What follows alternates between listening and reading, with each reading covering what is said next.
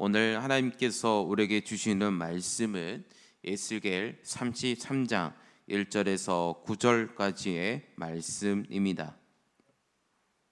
전 선포 두 번 선포하겠습니다. 나는 기도의 용사입니다. 무릎을 꿇고 세상을 이기고 하늘 문을 여는 기도를 드립니다.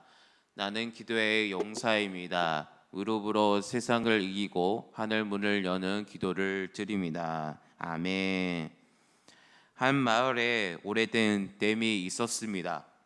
어느 날 댐을 관리하던 파수꾼이 댐에 균열이 생긴 것을 발견하게 되었습니다. 조금만 있으면 댐이 무너져 마을 전체가 물에 잠길 것을 분명했습니다. 그래서 파수꾼은 급히 마을로 달려가서 이렇게 다급하게 소리를 쳤습니다. 댐이 무너집니다. 빨리 대피하세요. 피하세요. 라고 이렇게 외쳤습니다. 그러나 마을 사람의 반응은 제각각이었습니다. 어떤 사람은 그 말을 듣고 그 즉시 짐을 챙겨 높은 곳으로 피했습니다. 하지만 어떤 사람들은 설마 그럴 리가 있겠어. 저 사람이 호들갑 떠는군 하며 무시했습니다. 결국 댐이 무너져 경고를 무시한 사람은 큰 피해를 입었습니다. 나중에 사람들은 파수꾼에 물었습니다. 왜 이렇게 물을 쓰고 경고했습니까? 파수꾼은 대답했습니다. 말하지 않았다면 그 피가 제 손에 묻을 것이라고 생각하기 때문입니다. 라고 이렇게 고백했습니다. 오늘 에스겔 33장은 바로 이 파수꾼의 이야기입니다. 하나님 아버지께서 에스겔을 파수꾼으로 세우시고 그에게 엄중한 사명을 맡기시는 말씀입니다. 이 말씀을 통해 우리가 받은 복원의 사명이 얼마나 귀하고 무거운 것인지 함께 말씀을 통해서 살펴보겠습니다. 먼저 말씀을 들어가기 전에 파수꾼의 사명을 이해하려면 먼저 하나님 아버지께서 왜 이 말씀을 지금 이 시점에 에스겔에게 주셨는지 우리는 알아야 합니다. 하나님의 심판이 어떤 목적을 가지고 있는지를 먼저 이해할 때 파수꾼의 사명이 얼마나 중요한지 비로소 깨달을 수 있기 때문입니다. 에스겔에서 처음부터 읽으신 우리 성도님을 아시겠지만 오늘 33장부터는 에스겔에서 분위기가 아주 크게 바뀝니다. 전에는 1장부터 24장까지 말씀 보면 예루살렘과 유다의 멸망을 선포하셨고 그 후로 25장부터 32장까지는 에돔 그리고 애굽을 비롯한 주변 나라들에 대한 심판을 선언하셨습니다. 그런데 33장부터는 더 나아가 48장까지 보면 전혀 다른 내용이 펼쳐집니다. 바로 이스라엘 나라 회복에 대한 말씀입니다. 하나님 아버지께서 심판으로 모든 것을 끝내지 않으십니다. 심판을 통해 백성이 잘못을 깨닫고 회개하여 이전보다 더 거룩하게 하나님 아버지 앞에 살기를 원하십니다. 이것이 바로 징계입니다. 징계는 우리를 멸망시키려는 것이 아니라 잘못을 깨닫고 돌이켜 하나님 아버지 앞에 다시 설 수 있도록 하시려는 하나님의 사랑, 바로 징계입니다. 사람은 쉽게 변하지 않습니다. 행동 하나하나 바뀌는 것, 모든 것을 고치는 것은 결코 쉬운 일이 아닙니다. 이스라엘 백성도 마찬가지입니다. 하나님 아버지께서 끊임없이 선지자를 더 나아가 어떤 사람을 통해서 보내셔서 돌이키고 회개하라고 말씀하셨습니다. 처음에는 그 말씀에 움찔하고 시행했지만 나중에 그들은 이렇게 외쳤습니다. 또 왔네. 듣기 싫어하며 외면하고 급기야 그 선지자를 핍박하고 폭력까지 했으며 죽이기까지 했습니다. 아무리 선지자를 보내도 소용이 없자 하나님 아버지께서 결국 초강수를 두셨습니다. 바로 유다의 멸망입니다. 백성은 전부 포로를 끌려갔습니다. 이스라엘 백성들은 한 번도 자신들이 끌려갈 것이라고 생각하지 못했습니다. 그 이유는 하나님의 선전이 있고 성전은 하나님께서 계신 곳이라 절대 망하지 아니라고 믿었기 때문입니다. 그런데 결국 망했습니다. 이스라엘 백성들은 그것을 엄청 충격을 받았습니다. 그 모습을 보고 하나님 아버지께서는 그것이 끝이 아니라 말씀하십니다. 그 말씀을 듣고 백성들은 전신이 벙쪄 들었습니다. 근데 이렇게 생각할 수도 있습니다. 내 말을 안 들었더니 잘 됐다. 거기서 아주 혼이 난다. 그 끝이 아니라 우리 하나님 아버지께서는 이렇게 말씀하십니다. 전신 차렸냐? 그렇다면 내가 새로운 소망을 너에게 주겠다. 이게 하나님의 말씀이고 하나님의 사랑입니다. 이것이 바로 오늘 33장부터 시작되는 회복의 말씀입니다. 하나님의 징계는 끝이 아니라 새로운 시작을 향한 하나님 아버지의 손길의 시작입니다. 이처럼 징계가 끝이 아니라 새 시작임을 알았다면 이제 우리는 자연스럽게 이 질문 앞에 서게 됩니다. 그렇다면 이 소망의 말씀을 누가 전해야 합니까? 절망 가운데 있는 백성에게 누가 나아가 하나님의 회복을 선포해야 합니까? 바로 이 자리에 하나님 아버지께서 세우신 사람의 파수꾼 에스겔입니다. 하나님 아버지께서 에스겔에게 아주 엄중한 명령을 내리십니다. 1절과 2절 3번절 말씀을 함께 읽어보겠습니다. 여호와의 말씀이 내게 임하여 이르시되 인자야 너는 내 민족에 말하여 이르라. 아멘. 하나님께서는 에스겔에게 파수꾼을 비유를 들어 설명하십니다. 2절에서 쭉 이렇게 하나님께서 말씀이 이렇게 흘러갈 수가 있습니다. 어느 땅에 전쟁의 위기가 닥쳐옵니다. 적의 칼이 그 땅을 향해 다가오고 있습니다. 그 땅 백성은 자기들 가운데 한 사람을 세워 파수꾼을 삼습니다. 파수꾼은 높은 망대에 올라가 사방을 살핍니다. 2절 하반절 말씀을 이렇게 기록되어 있습니다. 가령 내가 칼을 한 땅에 임하게 한다 하자 그 땅 백성이 자기들 가운데 하나를 택하여 파수꾼을 삼는. 그러던 어느 날 파수꾼의 눈에 멀리서 적군에 몰려온 것이 보입니다. 파수꾼은 즉시 나팔을 붑니다. 온 마을의 경고 소리가 울려 퍼지기 시작합니다. 3절 말씀입니다. 그 사람이 그 칼이 임함을 보고 나팔을 불어 백성에게 경고하되. 나팔 소리가 울려 퍼지자 백성들의 반응이 엇갈립니다. 어떤 사람은 나팔 소리를 듣고 즉시 피한 사람이 있습니다. 그러나 어떤 사람은 설마 그럴 리가 있겠어 나팔 소리를 무시합니다. 결국 적의 칼을 임하여 그들은 죽고 맙니다. 4절 말씀입니다.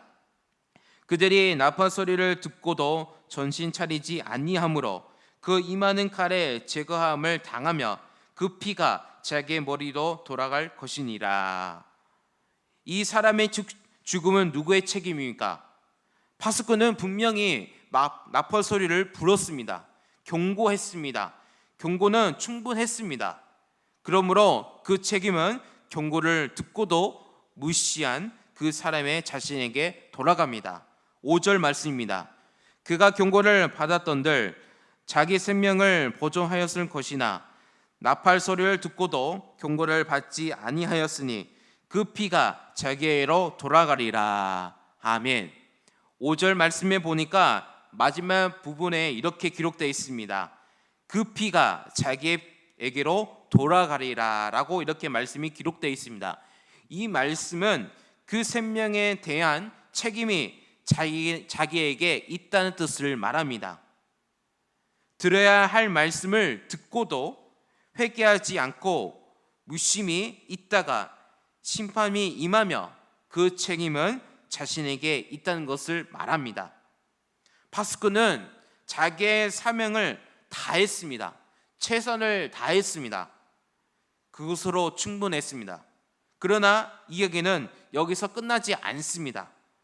파수꾼이 나팔을 불었을 때 백성이 듣지 않으면 그 책임은 백성에 있다는 것을 알았습니다. 그런데 이제 우리가 반드시 짚고 넘어야 할 더 무거운 질문이 있습니다.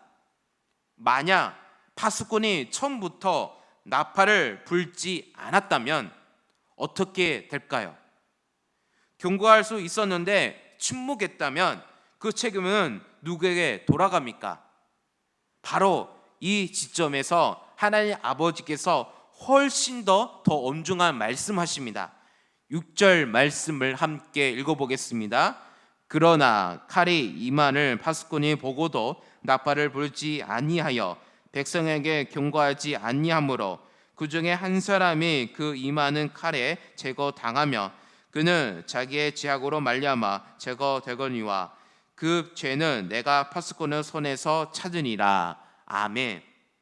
파수꾼이 적군이 오는 것을 보고도 나팔을 불지 않았다면 그 핏값은 파수꾼에 돌아갑니다.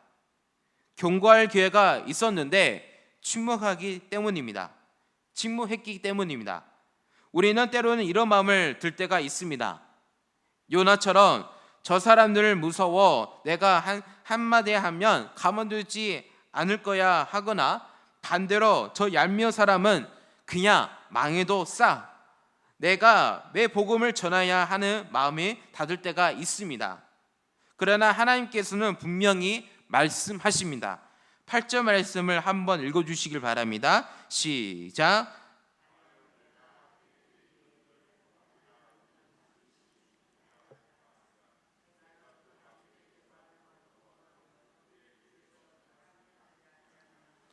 그 악인은 자기 죄악으로 말미암아 죽으니와 내가 그의 피를 내 손에서 찾으니라. 아멘. 전반면 경고했는데 듣지 않았다면 어떻게 됩니까? 이어서 9절 말씀을 이렇게 기록되어 있습니다. 제가 말씀을 읽어드리겠습니다. 그러나 너는 악인에게 경고하여 돌이켜 그의 길에서 떠나라고 하되 그가 돌이켜 그의 길에서 떠나지 아니하며 그는 자기 죄악으로 말미암아 죽으려니와 너는 내 생명을 보존하리라. 아멘.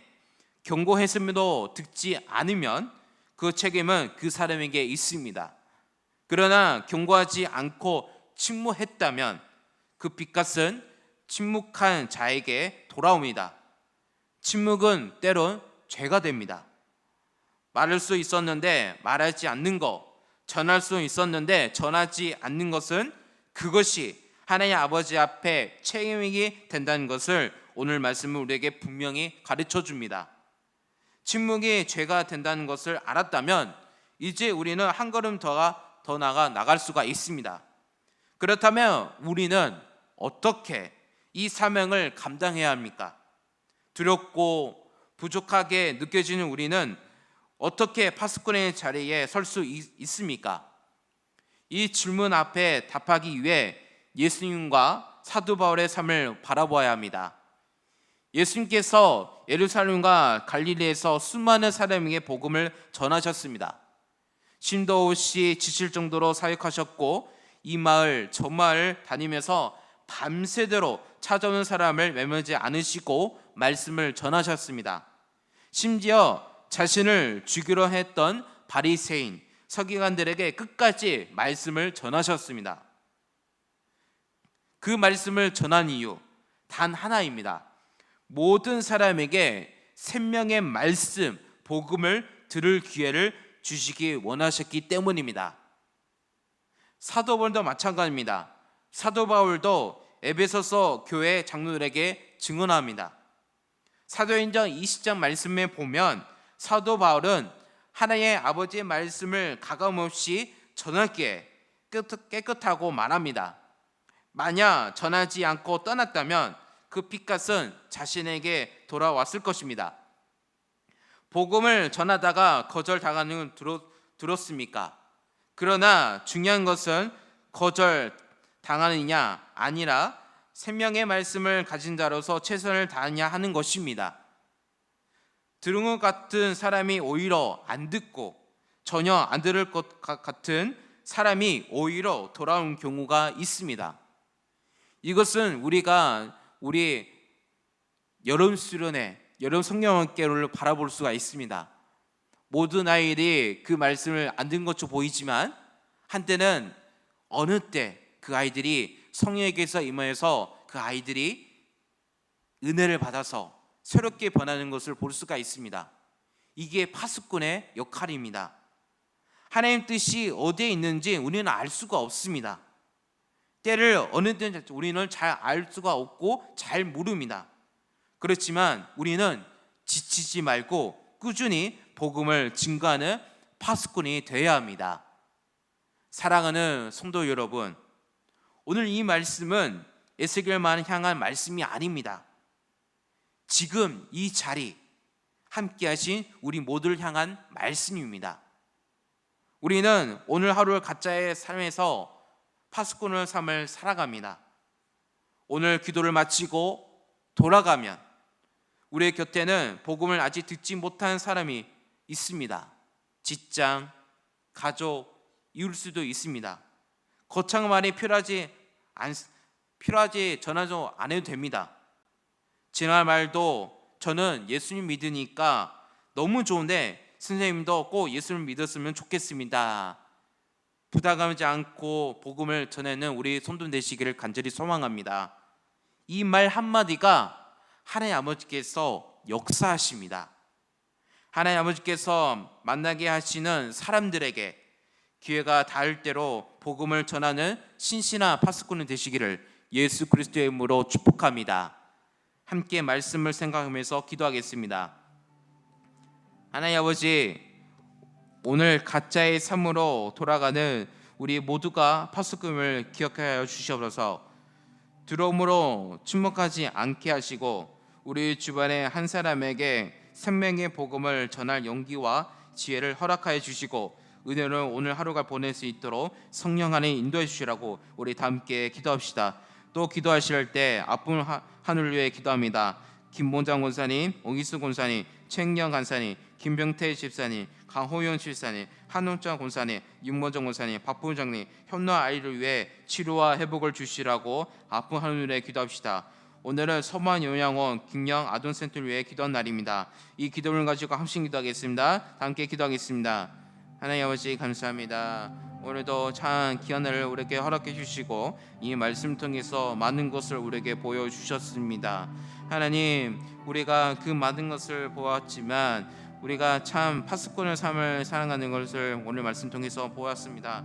주님, 파수꾼 삶을 쉽지 않습니다. 그렇지만 이 파수꾼을 살아갈 때 진짜 많은 것을 보여주셨습니다. 이 파수꾼을 통하여서 많은 복음을 전하여 하나님 만남을 통로가 되는 것을 우리에게 보여주셨습니다.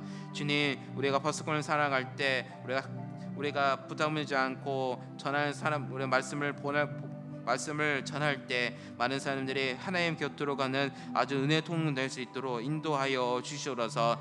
하나님, 더 나아가 여러 성경학교 여름 수련을 통해 우리 아이들이 우리 예수님께서 복음을 받아 더욱더 그것을 연습하여 더욱더 예수님께 곁으로 하나님의 은혜 받아 더욱더 은혜로운 삶을 살아갈 수 있도록 인도하여 주시옵소서. 하나님 아버지 간절히 기도합니다. 우리 김용기 하나님께 기도합니다.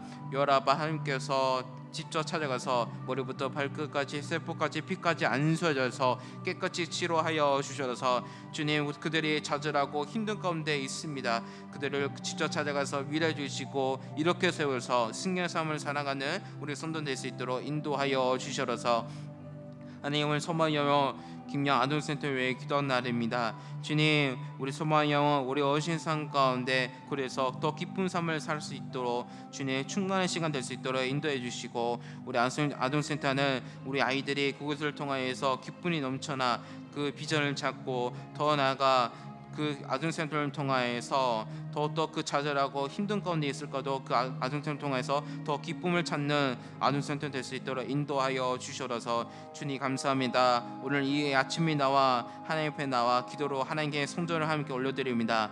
기도향으로 피어 올려 하나님 앞에 성전을 올려 주님 앞에 모든 것을 고백하오니 주님 이 기도를 하나님께서 직접 들으시고 응답하여 주셔서 우리 손들이 더욱더 은혜받아 더욱더 은혜로운 시간 될 수 있도록 인도하여 주셔서 주님 감사합니다. 오늘 승리의 삶을 살아가는 주님께서 인도해 주시고 축복을 다하는 오늘 하루가 될 수 있도록 인도하여 주셔서 주님 감사합니다. 우리 함께 주셔서 감사합니다. 주님. 은혜와 사랑 하나님 아버지, 오늘 에스겔 33장 말씀을 통해 파수꾼의 사명을 다시 한번 마음 깊이 새깁니다. 징계를 통해 우리를 돌이키시고 새로운 소망을 주시는 하나님의 사랑을 감사드립니다. 주님, 오늘 가짜의 자리로 돌아가는 우리 모두가 파수꾼을 기억하여 주시옵소서. 두려움으로 침묵하지 않게 하시고 우리 주변의 한 사람에게 생명의 복음을 전할 용기와 지혜를 허락하여 주시옵소서. 우리의 침묵이 누군가의 생명을 잃게 하는 일이 없도록 오늘 하루도 신실한 파수꾼으로 살아가게 하여 주시옵소서. 사랑하는 하나님, 소망 여행 계신 어르신들이 주님의 따뜻한 손으로 길로 돌봐주시고 섬기는 모든 분들에게 사랑과 힘을 더하여 주시옵소서. 김년 지역 아동센터를 위해 기도합니다. 우리 아이들이 말씀 안에 건강하게 자라나며 센터를 위해 헌신하는 교사들과 봉사들도 위해 하나님의 은혜가 넘치하여 주시옵소서. 두 기관이 지역사회 안에서 하나님의 사랑을 전하는 귀한 통로 되게 주시고 주님의 이름으로 높임을 받는 곳이 되게 하여 주시옵소서. 주님 감사합니다. 오늘도 하루를 시작하여 하나님의 모든 것을 고백하오니 우리에게 충만한 은혜를 부어 주시옵소서. 하나님, 간절히 기도하는 것은 이제 목요일부터 주일까지 청소년 그리고 아동센터 여름 행사가 시작됩니다. 그 여름 행사 가운데 주님께서 모든 것을 주관해 주셔서 모든 참여 아이들이 은혜 받아 하나님께 영광 올리는 우리 아이들 될 수 있도록 인도하여 주셔서 감사드리며 지금도 살아계신 예수 그리스도의 이름으로 기도드립니다. 아멘.